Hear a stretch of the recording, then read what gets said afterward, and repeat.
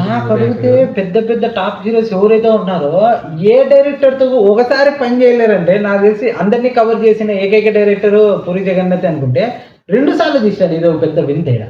ఎవరితో? చాలా మందితో. ఎన్టీఆర్ తో ఆంధ్ర వాళ్ళు టెంపర్ 2 తీసాడు కదా. అయ్యో పవన్ కళ్యాణ్ ప్రభాస్ తో నిరంజన్, అల్లు అర్జున్ తో ఇద్దరు అమ్మాయిలతో దేశముద్ర, మహేష్ బాబుతో పోకిరి బిజినెస్ మ్యాన్, ఇంకా పవన్ కళ్యాణ్ తో రాంబాబు, కెమెరామ్యాన్ గంగతో రాంబాబు బర్త్డే.